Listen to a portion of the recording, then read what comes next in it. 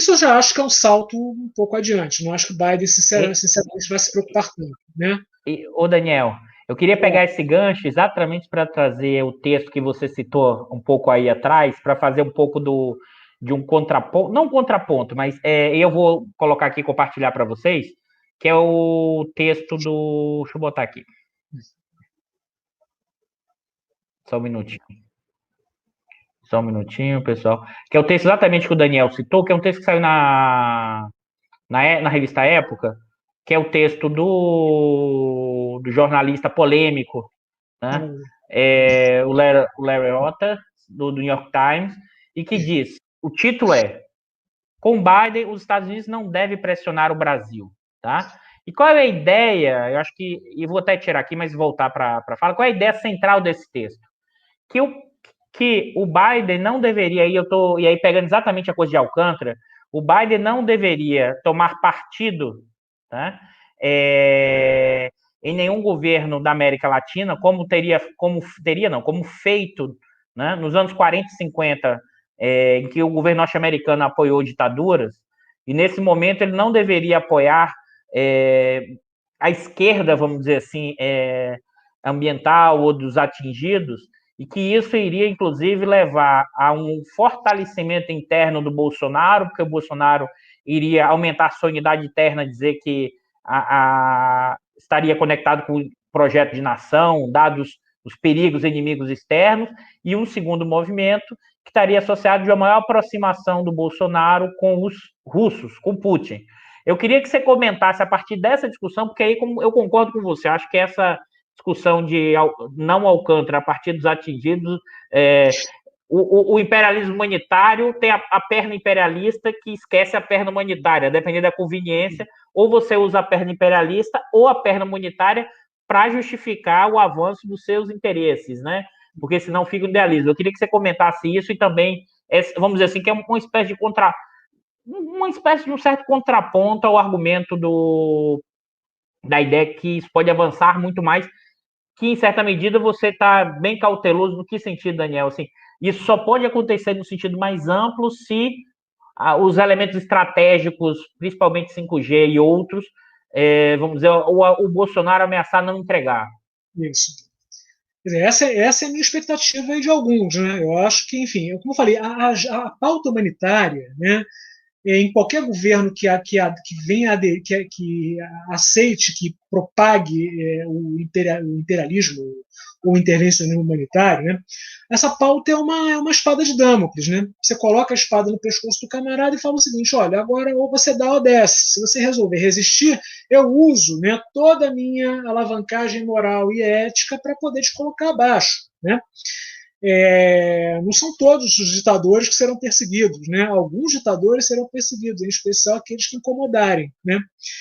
Então, assim, só dizendo isso pelo seguinte: esse dossiê que o Biden recebeu, inclusive com essas medidas, né, com essas sugestões que eu acho muito além da conta, como cancelar o acordo de Alcântara, né, é uma coisa que vai ficar na gaveta, né, vai ficar ali guardadinho, né, por enquanto, não vai se falar disso, vai pressionar aqui e ali, num fórum desse ou aquele, né, mas na hora que for precisar, você usa aquilo como justificativa, né? E aí sim. Né? Agora, tem muitas coisas em jogo, né? Como eu comecei, a gente começou conversando sobre isso. Uma coisa era você fazer imperialismo humanitário na década de 90. Outra coisa é fazer agora em 2021, com China e Rússia no teu cangote. Né? Não é tão simples, né? Porque esses dois não estão nem um pouco preocupados com isso, muito pelo contrário, estão denunciando a hipocrisia do humanitarismo, do intervencionismo humanitário em todas as oportunidades que tem. E por razões muito claras. São dois regimes extremamente despóticos. Né? Não precisa ir muito longe. Né? Quem está acompanhando a escalada do Xi Jinping na China está vendo que, enfim, que, né, Hu Jintao e outros parecem, enfim, né, parecem democratas parlamentares perto desse senhor. Esse senhor, de fato, tem uma vontade, um desejo de se transformar numa espécie de novo mal. Né? E Putin dispensa comentários. Né? A gente sabe muito bem como é que funciona o negócio por lá. Então, não são dois governos e dois chefes de Estado muito dispostos a ceder ou achar que essa conversa humanitária seja relevante. O que significa dizer que, né, Se os Estados Unidos, né, botam banca, com a ideia de que, né, os seus adversários, né, que desrespeitarem direitos humanos deverão ser reconduzidos ao lado certo da história, vamos colocar assim, né? Se bota muita banca, você pode naturalmente correr o risco de fazer o teu aliado ali que está meio se comportando mal debandar para o outro lado, tá? Eu gosto de ressaltar sempre o seguinte, né? Não desconsiderem, tá? Não desconsiderem, né? Embora não levem também muito a sério, mas não desconsiderem os afagos que Vladimir Putin faz e fez regularmente a Jair Bolsonaro. Tá? Não acho que seja algo para ser desprezado, não. Tá? Isso não é coisa que geralmente apareça na conversa. Mas eu não fecharei meus olhos para isso. Tá? Vamos lembrar uma coisa, gente: o BRICS hoje é formado por governos mais voltados, próximos de uma direita radical. Tá? É bom lembrar disso. Os BRICS não são formados, por governos, digamos, um centro democrático de uma esquerda progressista, né? São governos despóticos, razoavelmente despóticos, né?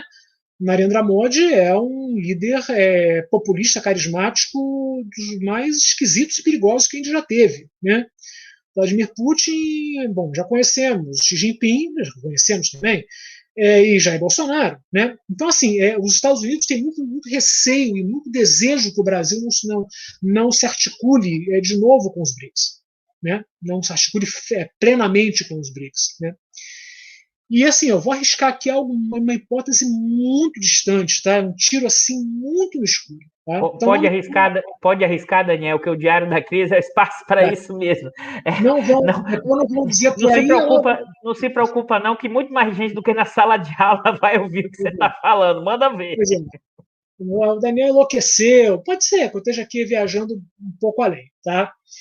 Mas não me espantaria se os BRICS se transformassem numa aliança de extrema-direita. Não me espantaria. Tá? Eu não ficaria nem um pouquinho espantado nas atuais circunstâncias. Visto que o processo de tentativa de reconstrução de hegemonia americana passa por se opor a essas pautas. Tá? É importante pontuar isso. Ser contra os Estados Unidos agora, tá? Lógico, você pode se opor ao imperialismo humanitário, ainda assim sendo um governo democrático, sem sombra de dúvida. Então, os principais oponentes dos Estados Unidos na arena global rejeitam liminarmente, rejeitam claramente a pauta democrática humanitária. Tá? Então, assim, é uma perspectiva tenebrosa. Eu não acho nem um pouco bonita. Tá? Em que você tem que pensar o seguinte: não tem para onde correr. Não tem para onde correr. Né?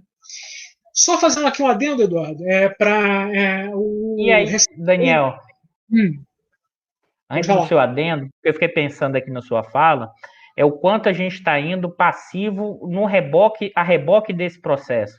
Porque se um momento histórico desse, em disputa geopolítica, se a gente tivesse minimamente algum tipo de estratégia, olhando alguma lógica de pensar o Brasil e como ele poderia se aproveitar exatamente dessas disputas geopolíticas, ou a gente vai ao reboque completamente norte-americano, ou a gente pode ir ao reboque completamente nessa trajetória aí mais, vamos dizer assim, no cenário mais para frente que você apontou, novamente indo a reboque dos processos, sem aproveitar talvez a oportunidade histórica que são nesses momentos em que países mais periféricos e com dificuldades conseguem se aproveitar exatamente porque você tem disputas geopolíticas profundas, ou seja, meio que ficar em cima do muro e conseguindo obter benefícios de um lado e do outro nesse processo, sem entrar de gaiato ou de um lado ou do outro. É isso mesmo, Daniel? O que você acha? É surreal que um país de 220 milhões de habitantes esteja metido numa barafunda dessa agora, num contexto desse tenebroso. É surreal.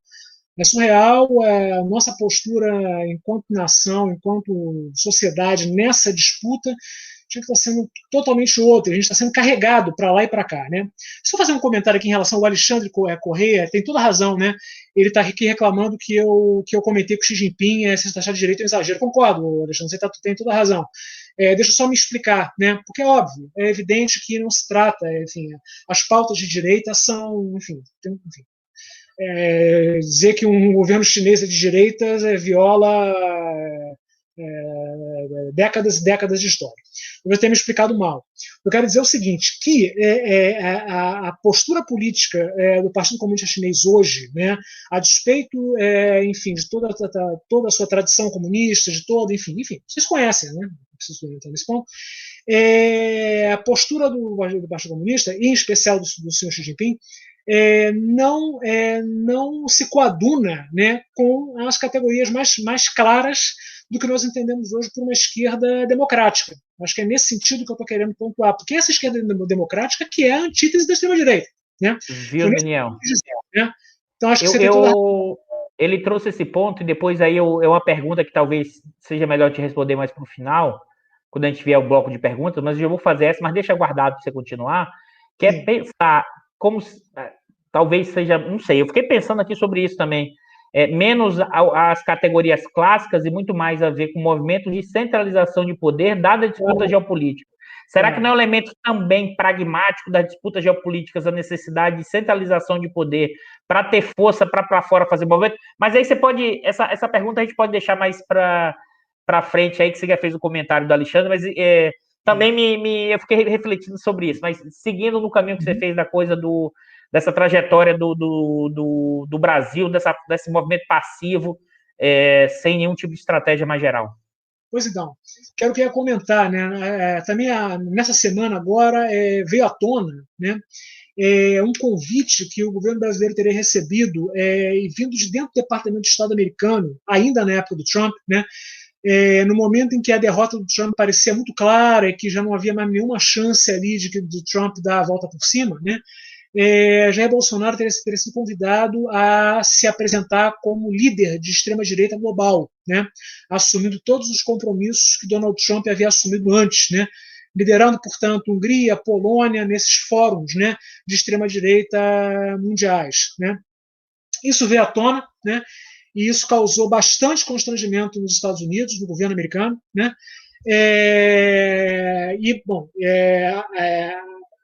Ao que se sabe, né, por hora, né, ou pelo menos ao que se especula, né, porque há muito de rumor, né, obviamente, né, Jair Bolsonaro topa assumir o papel, tá, de ser líder da extrema-direita global, e se o fizer, bom, aí eu acho que ele terá problemas. Né? Se ele quiser me pagar para dar conselhos para ele, ele terá problemas, gigantescos problemas, tá? Porque aí os Estados Unidos, ainda mais um governo como o do Biden, né?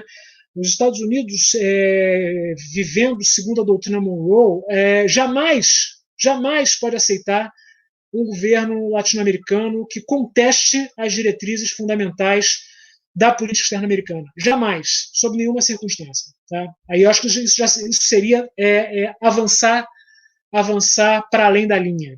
Tá? Eu acho que seria um caso muito claro da embaixada americana em Brasília começar a se mexer. Tá? Isso é só uma expectativa minha. Né? Daniel, Pode falar. Fala, Daniel. Desculpa. Não sei se Jair Bolsonaro fará.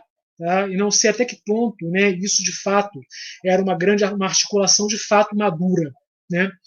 Mas se o for, né, e se o nosso presidente da República insistir na ideia de que ele é o sucessor do Trump nesse movimento milenarista messiânico global, aí eu acho que, enfim, coisas podem acontecer. Daniel, muito bom. Eu acho que você respondeu aí muitas das nossas inquietações do que a gente propôs nesse programa. A gente vai começar a abrir para a gente fazer uma série de perguntas. Eu ainda vou continuar fazendo algumas perguntas, essa até que eu já fiz para você e vou reforçar de novo. Mas antes disso, pessoal, eu já até escrevi aqui, dê um like se vocês estão gostando, compartilhem, fazer uma de YouTube aqui, compartilhe a informação, o canal desse debate. E antes de a gente abrir... Clique no sininho. Clique no sininho, deem um like, se estão gostando, compartilhem. para as informações avançarem. Mas antes da gente abrir para as perguntas, né? Você viu, Daniel, que a discussão externa que você levantou vai vir forte aqui no debate, mas vamos lá. Mas antes da gente abrir para a pergunta de vocês para o Daniel, eu vou trazer aqui para o Diário da Crise de hoje o grande professor Norberto.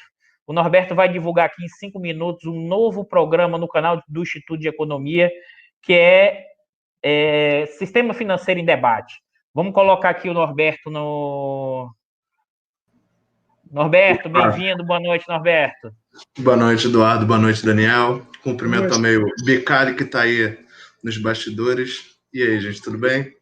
Eu vou compartilhar aqui, Norberto, só a chamada, né? Vamos lá. Para quem está nos vendo agora, é um novo programa do canal do o novo programa do canal do Instituto, que vai ao ar na próxima quinta-feira, dia 11/2 às 19 horas, Sistema Financeiro em Debate, com o Norberto Martins, que está aí, e com o Luiz Macaíba. Grande Norberto, você que já esteve aqui no Diário com a gente, que já descomplicou boa parte, me ensinou muita coisa sobre a questão do sistema financeiro. O que vocês estão aprontando para apresentar para a gente, para descomplicar o sistema financeiro, que é difícil para caramba, Norberto? Conta aí para a gente. Mas dá um pouco do spoiler, não dá muito não para o pessoal, e vir na próxima quinta-feira assistir o novo programa ao vivo, também com perguntas e questões. Pois é, gente. Depois de muito tempo conversando, assim, principalmente o Dudu e o Bicalho tentando me convencer a tocar adiante esse projeto, a gente, enfim, eu e o pessoal que pesquisa sobre o sistema financeiro no Instituto de Economia, a gente se reuniu no final do ano passado e começou a formatar algumas programações, algumas atividades, dentre outras coisas, para tentar organizar, né, o debate sobre o sistema financeiro no Instituto. Obviamente, não é só a gente, mas quem está envolvido na iniciativa sou eu, o professor Hernani Torres, professor Luiz Fernando de Paula, tem gente da pós-graduação, tem menos, mas gente da graduação também, enfim. E a gente montou um grupo, né, que a gente chama de Observatório do Sistema Financeiro, e que está com várias iniciativas, né? No início da semana a gente lançou um documento da retrospectiva do Sistema Financeiro 2020, e agora, na próxima quinta-feira, a gente começa esse programa ao vivo. A ideia é fazer uma discussão mais específica sobre sistema financeiro, tentando descomplicar, falar numa linguagem acessível, criar um espaço interativo com os alunos do Instituto de Economia, claro, mas também com o público em geral, seja economistas, não economistas, para a gente tentar desmistificar um pouco essas questões sobre finanças, né? Acho que, bom, no ano passado, assim, quem não ouviu falar do Pix, quem já ouviu falar de Open Bank, de tecnologia financeira, quem não ouviu falar da expansão do mercado de ações, ali agora, essa cruzada dos pequenos investidores contra os fundos de hedge nas bolsas americanas, o caso GameStop, que ficou famoso aí na última semana. Enfim, a ideia é pegar temas como esse e analisar, fazer um debate interessante. A gente vai fazer uma transmissão ao vivo a cada 2 semanas, né? Na primeira semana, que vai ser na quinta-feira que vem, a gente vai discutir basicamente essa retrospectiva, mas com foco muito o que vem, o que teve de importante no sistema financeiro brasileiro em 2020, o que vem pela frente, né? E vai alternar essas mesas redondas com entrevistas, com pessoas relevantes. A gente hoje ficou bem feliz porque teve a confirmação do Ilan Goldfan, que é ex-presidente do Banco Central. Ele vai ser o nosso primeiro entrevistado no final de fevereiro. Enfim, é um programa novo aí. Agradeço sempre o apoio do Dudu na iniciativa, o apoio do Bicalho, do Guilherme e da Camila, que eu já estou com uma dívida enorme com eles. E a partir da quinta-feira que vem, então, quem tiver interesse, a gente vai estar aqui no canal do IE no YouTube. Obrigado, Norberto. Já deu um bom spoiler. Você viu, pessoal, a quantidade de coisa que o Norberto vai estar prometendo aí para a gente e vai entregar, quer descomplicar coisas. Tanto é, Norberto, que falaram, Eduardo, faz um programa sobre essa discussão dos pequenos acionistas e como é que eles estão ganhando dinheiro. Eu pensei comigo, eu não tenho a mínima condição de fazer isso. Já vai ter agora no canal do IE com o Norberto e muitas outras coisas mais sobre a questão da propriedade financeira, dos ativos, título de dívida, debêntures, ações. indo além dessa discussão do que a gente vive hoje ultimamente, que é do day trade, que todo mundo pode ficar milionário aplicando dinheiro em bolsa, como se fosse possível os pequenos ganhando dos grandes, num capitalismo marcado pela hierarquia. Então, Norberto, muito obrigado, bem-vindo. Eu vou estar lá na quinta-feira assistindo o Norberto. Espero vocês todos por lá também para assistir Sistema Financeiro e Debate com Norberto Macaíba e com mais outros convidados e palestras. Pessoal, é isso. O Instituto de Economia buscando sair dos seus muros, tentando levar o conhecimento que é produzido aqui para outros espaços. Fala aí, Norberto. Dá faz mais um chamamento aí para a gente para a próxima quinta-feira, Norberto. Não, é só isso. Na verdade, queria agradecer o espaço, mais uma vez, o apoio, gente. Quem estiver assistindo o Dudu, a gente não teve fôlego para fazer toda semana, que nem o Dudu aqui. Ele é o grande guerreiro assim, dessa pandemia, que toda semana está aqui com vocês e tudo. A gente vai fazer de 2 em 2 semanas e começa na semana que vem. Acho que vai ter muita coisa legal. A ideia é realmente ter esse espaço de interação, que as pessoas, como fazem aqui, tragam dúvidas, tragam questões. E provocações. E provocações, claro, que a discussão tem que seguir, a gente tem que avançar discutindo junto e construindo conhecimento junto, né? Não só dentro das paredes da universidade. Agora não nas paredes da universidade em si, aqui de casa, que é menos agradável, não dá para curtir aquele teatro de arena e tudo, mas enfim. É isso. Muito obrigado. E aí, quinta-feira, gente, voltem aqui no canal, a gente se vê lá. Beleza, nervoso. Todo mundo convidado, pessoal. Valeu. Tchau, tchau. Bom fim de semana, gente. Eu sigo aqui nos bastidores. Grande Daniel, vamos voltar agora aqui, porque você viu que a discussão da forma como foi feita... Eu vou começar por esse ponto, que eu sei que depois aí o Bicalho vai levantar algumas questões. E a minha dúvida surgiu na coisa dos blocos aí, vou repetir aquela pergunta que eu fiz, depois a gente vai passando para os outros, que eu sei que foram várias aqui dessa discussão, que é como pensar o quanto estaria conectado essa discussão de, talvez, assim, como pensar os BRICS como alguns países como um bloco de extrema-direita, e o que é, por exemplo, a China na conexão, no sentido, e até o Putin, independente aí das questões, num contexto de geopolítica, de acirramento de disputas hegemônicas e contra-hegemônicas. E por que eu estou falando isso, Daniel? Porque se nesse momento histórico de instabilidade, que é como se, pelo que você descreve, pelo que a gente tem visto, assim, é um 18 brumário mundial. Isso, mundial. Porque você não. É um 18 brumário mundial. E se quem não centraliza poder, e que necessariamente o quanto isso implica ou não reduzir direitos, também isso não significa se proteger diante do inimigo externo. Eu sei que aí, ao mesmo tempo, a mesma questão que você trouxe no início, que os Estados Unidos também está dando esse argumento, mas vai tirar direitos individuais. E eu fico me perguntando, nessa quadratura histórica, né, como é pensar isso nesse contexto ainda dos Estados Unidos como potência imperial. Aí eu queria te ouvir um pouco, porque eu sei que aí você viu que surgiu bastante... E a gente aqui no Diário, a gente traz as provocações também, e a gente quer ouvir as provocações, as concordâncias ou não, essa é a ideia do Diário. Mas fala, Daniel. Vou comentar o que você falou a partir de um comentário que apareceu ali perguntando se os Estados Unidos são democráticos. Gente, democrático é quem diz quem é. É quem diz que é. A gente não pode pensar em quem é democrático e em quem não é democrático a partir de uma pauta, de um diapasão externo que você mede. Democracia é o que se diz que é democrático. A República Democrática da Coreia do Norte, enfim, né? Ou os Estados Unidos se dizem democráticos, mas você tem lá uma série de perseguições dos direitos civis, enfim, né? Então a noção de democracia é muito mais, nesse momento atual, muito mais um cavalo de batalha para você tentar demonstrar ao teu adversário qual é o padrão de comportamento que você espera dele, né? E que você não espera que ele faça, do que um critério externo que você pode aplicar um ao outro, né? Então, assim, nesse sentido, como você falou, num contexto desse de crise global, em que a tendência dos estados, né, que tentam sobreviver, né, ou manter pelo menos a cabeça fora da água, né, é centralizar. E centralizando, muito provavelmente você vai violar uma meia dúzia de princípios democráticos os mais caros, né, não tem muito jeito, né. Não é certo, né, mas é como as coisas são, né. Então, nesse sentido, só voltando, acho que no momento atual tem pouca gente democrática mesmo no mundo, vamos dizer assim, né?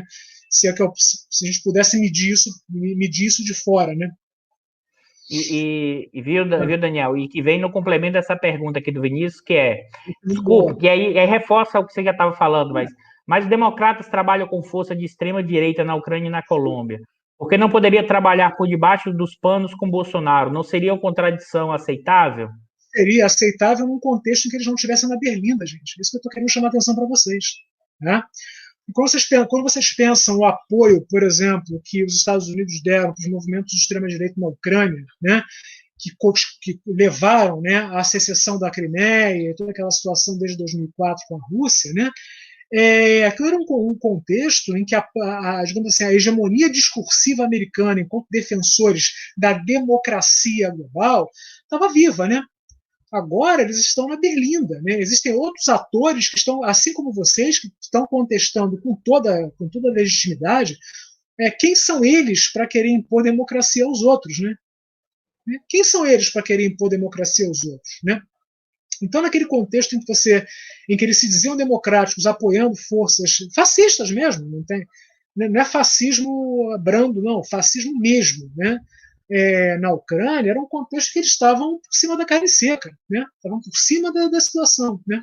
Tinham o controle discursivo da narrativa. Agora eles não têm mais, né?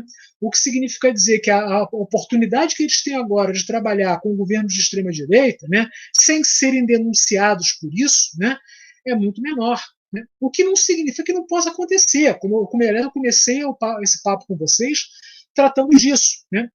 Em relação a Bolsonaro, por exemplo, nós temos uma série de pautas, uma série de agendas que, se o Bolsonaro se comportar direitinho, né, podem permitir que o governo americano simplesmente faça vista grossa por uma série de violações de direitos humanos e questão ambiental e por aí vai. Né?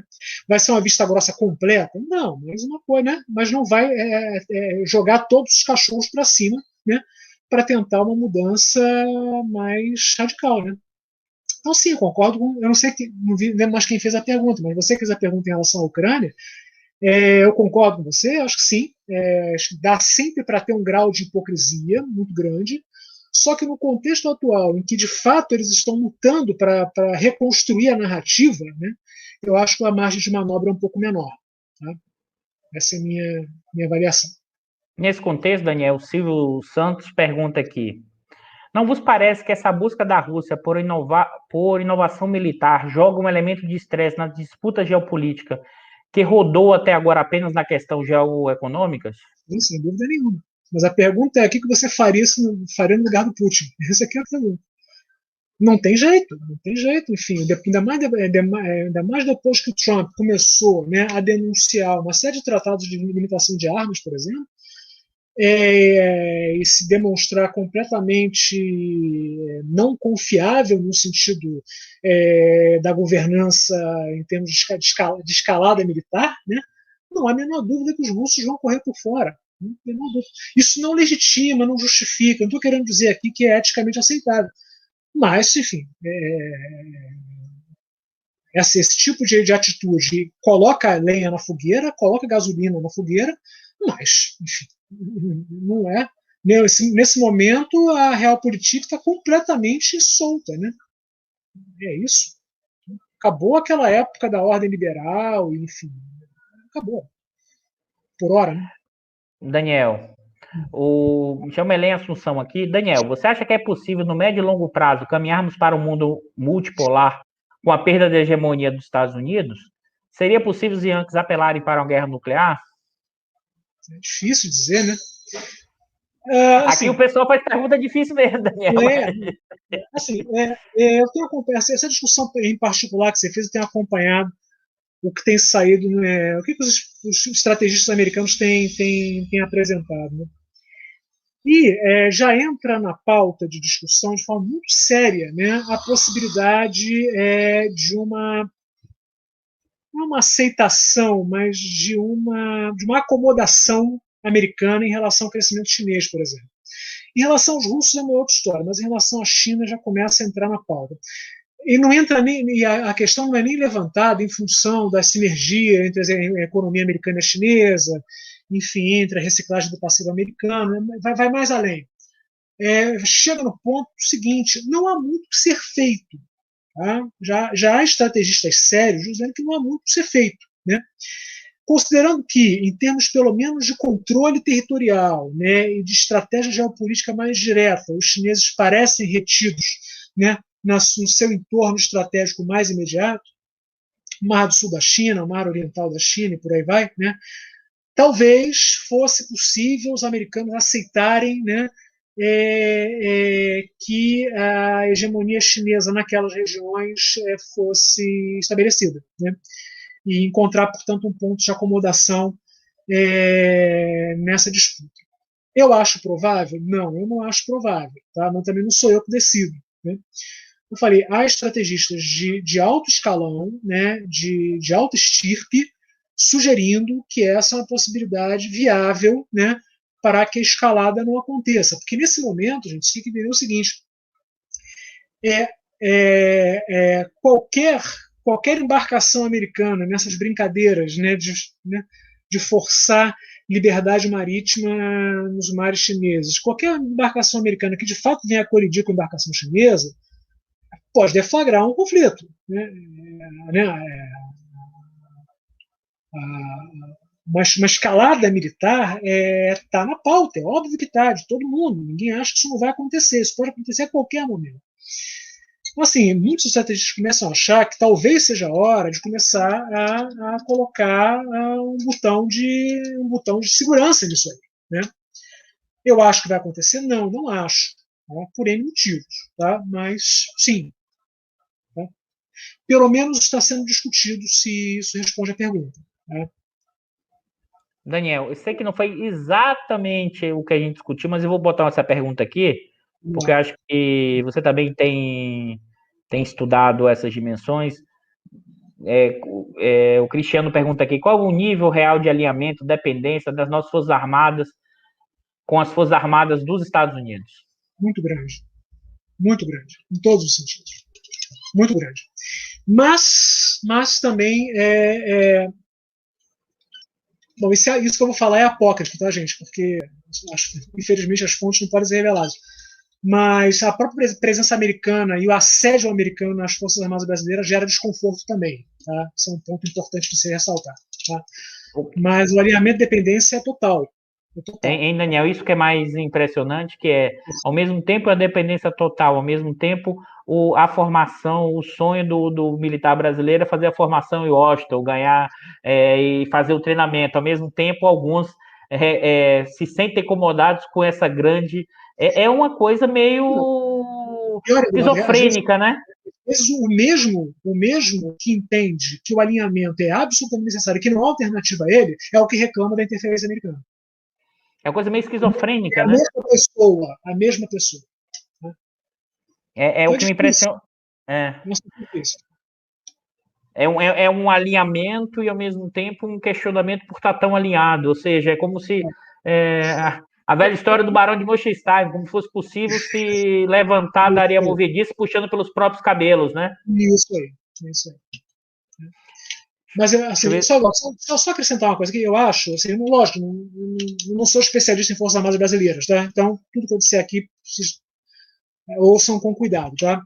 Mas me parece que há uma percepção muito clara, né? Muito clara, em especial do alto oficialato, né, de que eles têm um bom entendimento da crise mundial, tá? Não tem um entendimento ruim, não. Tem um bom entendimento da crise mundial. Eles sacam bem o que está acontecendo. Tá? De fato, é um contexto de crise, que é um contexto de disputa de hegemonia. Isso é muito nítido. Tá? O diagnóstico é que é ruim. Né? A percepção do fato é boa. O diagnóstico é bom, mas a recomendação da ação que é ruim, que é do tipo, bom, se é uma crise de hegemonia, vamos fechar com o bloco ocidental, ponto final. É o melhor que a gente pode fazer. Né? E aí, né, fica aquela questão que eu já levantei na nossa última conversa. Né? Nós temos uma boa tradição, inclusive militar, tá? Inclusive militar, de não alinhamento pragmático. Né? E acho que mais do que nunca, um país de 220 milhões de habitantes, enfim, de alto escalão econômico global, eu acho que podia se dar ao luxo, né, de ter uma postura um pouco mais altiva nessa disputa hegemônica global e buscar um alinhamento mais pragmático e, enfim, jogar com as fraquezas, jogar com as incertezas dos contendores. Né? Essa é a minha observação. Mas parece que, pelo menos da parte do alto escalão militar, essa ideia não parece segura para eles. Né? Eles veem como algo mais seguro um alinhamento inequívoco com os Estados Unidos. Tá? Espero que eu esteja errado e que apareça algum deles aqui para me contestar. Ficaria muito feliz. Daniel, a Isa, vou fazer mais uma pergunta para a gente fechar. A Isa Ville está perguntando: o que você acha dos ataques feitos por Israel no Líbano e Síria? Não seria o começo de uma possível escalada? Mais viável, inclusive, que no mar da China? Talvez, né? Porque o que acontece o grande problema no Oriente Médio nesse momento por parte dos Estados Unidos, isso é uma agenda que o Biden vai herdar do Trump, é impedir a escalada do xiitismo no Oriente Médio. É isso. Né? O que significa dizer que os Estados Unidos topam se aliar com qualquer um, inclusive com o Estado Islâmico. Né? É bom deixar isso claro. Né? O Estado Islâmico, ao contrário do que se pode se imaginar, embora seja atacado com alguma frequência por forças americanas, o Estado Islâmico é um instrumento americano para deter a escalada xiita no Oriente Médio e uma eventual hegemonia iraniana na região, com implicações muito graves em termos de segurança energética dos Estados Unidos. Em termos de escalada, em termos de escalada concreta, talvez o cenário médio-oriental seja mais, digamos, factível, né? De fato criar algo real em termos de conflito militar. Agora, as anteparas, né?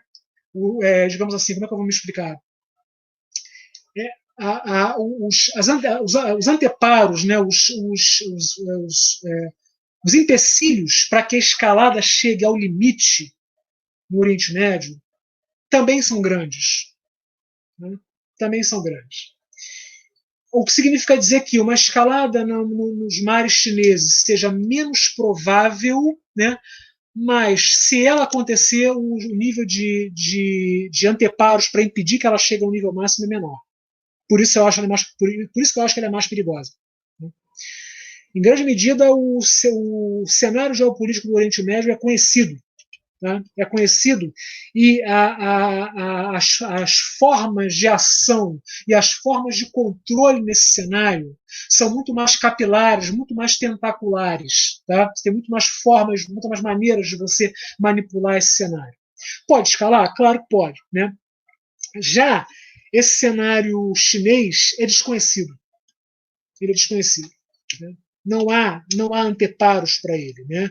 Um enfrentamento China-Estados Unidos seria China e Estados Unidos e demoraria muito para que outras potências entrassem nesse jogo e impedissem uma escalada. Tá? No Oriente Médio há muito mais interesses, há muito mais agendas envolvidas. Tá? O que significa que o jogo é mais lento, o jogo é mais entravado. Bicalho, essa pergunta aí do William, eu acho que não vai ser pra gente, não, hein? Essa pergunta é pro Norberto, rapaz. Essa pergunta é pro Norberto. William, vai lá na quinta-feira que essa coisa de criptomoeda, pergunta pro Norberto. Daniel, não vejo como as coisas não intensificarem. Daí sempre me vem à mente a possibilidade de surgir cenários de tensão, tal qual Cal Polanyi tratou em A Grande Transformação. Eu também acho. Assim, o problema é que a gente fica medindo essas coisas em meses, né? E o atrito pode demorar anos. Enfim, né? A gente tem um pouco de dificuldade com o tempo, né? A gente acha que as coisas não estão acontecendo agora, não vão acontecer nunca. Mas eu acho que enfim, na atual conjuntura, estou achando difícil a coisa não descambar para algum grau de conflito, pelo menos, né? Mais intenso. Né? Enfim. Daniel, eu vou. A gente tentou colocar todo mundo, a gente já está com 1h24. Eu vou trazer essa última pergunta aqui do Lucas, porque, em certa medida, é um pouco desse debate que você fez, que o Lucas Brito pergunta. É possível imaginar os Estados Unidos colocando o Modi como bolsonarista? Ou até Xi Jinping numa ideia de ferradura e compensar o peso à extrema-direita? Porque aí eu trouxe isso para fechar, porque é um pouco dos elementos que você trouxe, como causou bastante questões. E aqui a gente, pessoal, até para quem está nos assistindo, a gente vai colocando nossas visões e a gente vai debatendo interpretações, visões diferentes. Eu acho que isso que é exatamente o enriquecedor da universidade. Aqui ninguém vai... É como a gente até comentou aqui, apresentou o canal de estudo de economia, e o estudo de economia é um instituto plural. Você tem desde interpretações marxistas, polanianas, neoclássicas, né? E, na verdade, com os vários programas. E o Daniel aqui está apresentando a sua interpretação, acho importante. Eu queria que você comentasse esse ponto, Daniel, para a gente fechar, e depois eu agradeço novamente você pela participação, mas vamos lá. Não, acho que não. Eu não vejo por aí. Eu não acho honestamente que os Estados Unidos vão localizar os BRICS ou os membros dos BRICS como inimigos, de forma nenhuma. Né? O que eles vão tentar fazer, e já estão fazendo, assim, com a própria Índia isso já acontece. A Índia é um parceiro importantíssimo dos Estados Unidos, né? É bom lembrar, né? A Índia desfruta, inclusive, do estatuto de potência nuclear, potência nuclear responsável, mesmo estando fora do TNP. Né? Ela tem um estatuto completamente anômalo, né? Na governança nuclear global. Então, a Índia é um parceiro fundamental dos Estados Unidos. Né? Então, o Narendra Modi pode ser o que ele quiser, isso o Biden não vai perder isso de vista. Então, enquadrá-lo como um membro do eixo do mal, eu acho muito difícil. Tá? O jogo americano vai ser sempre, com o Biden, sempre de dividir para controlar, dividir para dominar. Né? No momento em que ele identificar qualquer um dos BRICS como tirando talvez o Brasil, que seja mais fraco, mas deles todos, bom, também tirando a África do Sul, mas ao passo que identifica ou identifica o grupo como parte de uma aliança maligna, já o faz, mas ao passo que faz isso de modo mais explícito, né, ele cria uma profecia que se autorrealiza, né? E isso não pode acontecer, né? De maneira nenhuma. O Biden, inclusive, já começou agora, né, o seu governo, dizendo que vai buscar uma postura de conciliação e de negociação aberta multilateral com a China. Isso é um bom recado, no sentido de que ele vai entrar para dividir. Né? Se ele começar polarizando, aí é perda na certa. Né? Enfim, o jogo é muito mais complicado, gente, do que parece. Tá? É bom deixar isso claro. Né? Acho muito difícil que essas relações, que essa tentativa de hegemonização do sistema, né, sempre levando em conta que os Estados Unidos não perderam a hegemonia, tá? Mas que perderam, digamos assim, sentem que perderam parte dela, né? Mas que esse jogo vai acontecer a partir de um enfrentamento muito direto, muito rasteiro, muito A ou B. Tá? Acho muito difícil isso aconteça. Daniel, muito obrigado mesmo por estar aqui. Você vai voltar e a gente vai ter outros papos desse tipo. Acho que ajuda muito a gente entender essa relação, essas tensões. E é como a gente aqui é o espaço exatamente para a gente pensar cenários, possibilidades, tentando fugir dos padrões acadêmicos estrito senso. Sem perder de vista que somos acadêmicos, né, Daniel? É isso que é importante a gente ter claro, de onde a gente está olhando e tentando sair da nossa caixinha, mesmo sabendo que em vários momentos a gente é dessa caixinha. Mas esse é o sentido do diário. Eu novamente agradecer o Daniel, o Norberto, que está aqui também assistindo. Daniel, o William lá tem pergunta para você, Norberto. O negócio de criptomoeda não dá para, pelo menos para mim não dá. Não sei se o Daniel vai se arriscar, mas é quinta-feira da próxima semana. E novamente, obrigado a todos. Compartilhem. Agora fazer a coisa do merchandising, né? Compartilhem, dê o like. Assistam os vídeos do canal de Estudo de Economia da FRJ, dos mais diversos programas. Eu acho que isso é um dos papéis da universidade, levar o conhecimento para fora do que está sendo produzido na universidade, que é muita coisa. Muito do que a gente está aqui falando, né, são pesquisas que a gente utiliza em textos acadêmicos, ou seja, a gente está tentando trazer o que a gente produz cientificamente de debates e de conhecimento, tentando trazer de uma forma mais, vamos dizer assim, mais direta, mais explícita do que a gente faz no mundo acadêmico, para a gente não ficar preso nas nossas torres de marfim, porque isso é o hábito, o costume do que é feito nos últimos tempos no mundo acadêmico. A gente tenta espalhar isso, um pouco do nosso conhecimento, que vai ser colocado à prova, as questões, a divergência, não é isso, Daniel? Mas acho que esse é o espaço fundamental para a gente pensar os nossos processos. Novamente agradecer, Daniel. E, pessoal, like, sininho e divulguem o debate que a gente está fazendo por aqui. Eu agradeço bastante. Daniel, suas últimas palavras. E novamente obrigado. Muito rico esse diário, muito rico esse debate do cenário externo e da questão norte-americana e sua relação com o Brasil. Quero te agradecer, quero agradecer você, Bicalho, pela mais esse papo aqui, foi muito agradável, e agradecer a todo mundo aí que escreveu um monte de coisas aqui no chat. É muito bom ver todo mundo engajado assim, e é isso como o Eduardo falou, o fundamental é a gente discordar aqui. Se a gente começar a concordar com tudo, não faz sentido nenhum, né? Então é isso, o debate livre de ideias é absolutamente fundamental. Tá? Então quero agradecer a vocês que escreveram tudo isso. E já fazendo uma boa pressão, viu, Daniel? Se prepara que você vai ter que fazer o seu programa aí também para a gente fechar uma grade, hein? Fechar uma grade ao vivo, quarta, quinta e sexta, ou terça, quinta e sexta. Vamos lá. Botando a pressão para a galera. Bom final de semana a todos, pessoal. Se cuidem aí com a pandemia e com tudo mais. E seguimos aí no nosso... Queríamos ter terminado, mas assim, terminado no sentido dos brumários. Continuamos no nosso 18 brumário brasileiro e, como o Daniel apresentou, também no brumário na economia política internacional. Abraço a todos e bom final de semana. Grande Bicalho aí que está fazendo back-office, o Norberto também, que ficou aqui no estúdio também. Um grande abraço.